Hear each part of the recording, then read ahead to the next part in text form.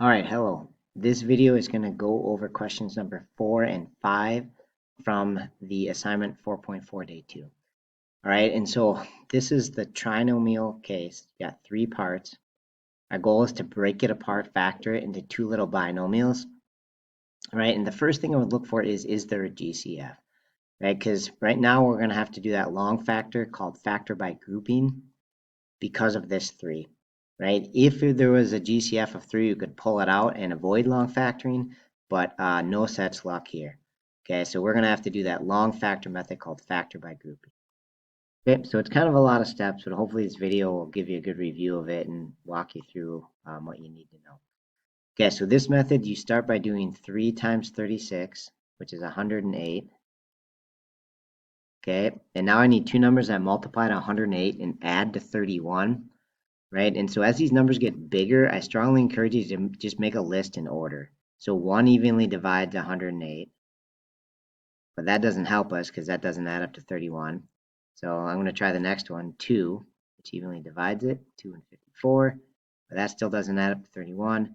3 also does, and this is where a calculator will help, but we actually already kind of knew it was 3 times 36. So 3 and 36 is 108, multiplies 108, but does not add up. And then we try 4, and 4 evenly divides it. 4 times 27 is 108, and that's the one we need, right? Because that is 31. Okay, so now that I have those two, I'm going to split this 31x into the numbers that we just found there, 4x and 27x.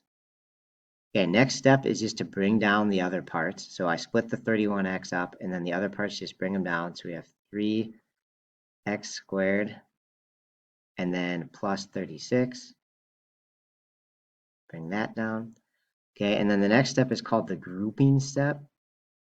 And here, basically, we're going to group the front two together and group the back two. Sorry, my parentheses are really not working on this app here. And then look for GCFs out of those parts. So out of the front two, 3 and 4, there's nothing that divides them, but we can pull out an x since they both have an x. So that would leave us with just 3 and x here. And again, you can think about distributing in to make sure that it's equal. Out of the back one, just take out an x, so that will leave us just the 4 there.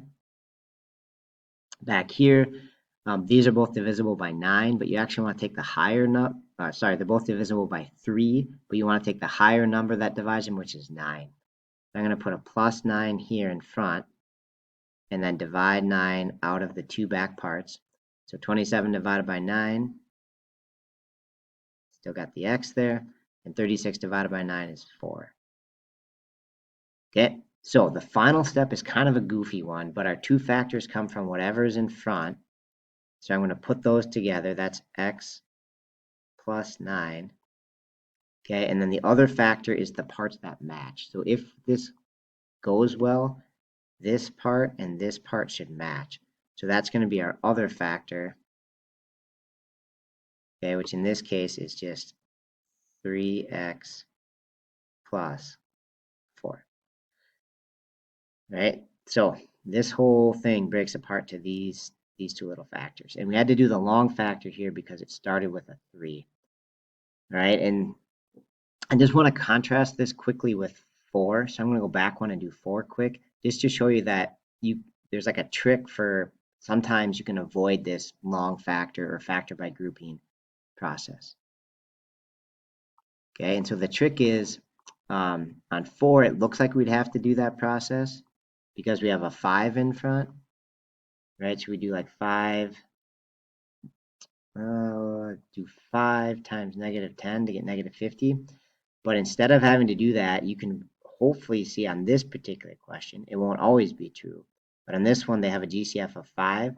So we can bring that 5 to the front. All right, and then that's helpful because now the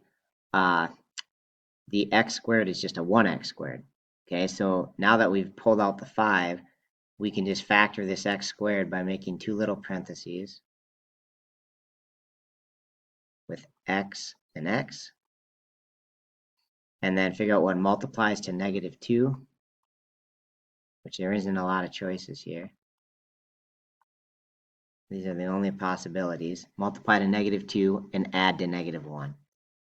Right, so in this case, it should be -2 and +1. Okay, so this back part factors to these two little factors, and then we still want to have the times 5 that we took out originally. Okay, so this full thing factors apart or breaks apart to 5 times x minus 2 times x plus 1. Okay, so our answer looks like that. But I just wanted to show that we didn't have to do long factor on this one because there was a GCF, right? Which wasn't the case on 5. It would be nice on 5 if we could GCF pull out the 3, but 3 doesn't divide 31 and 36, so we're unable to do it on that question. Thanks for watching.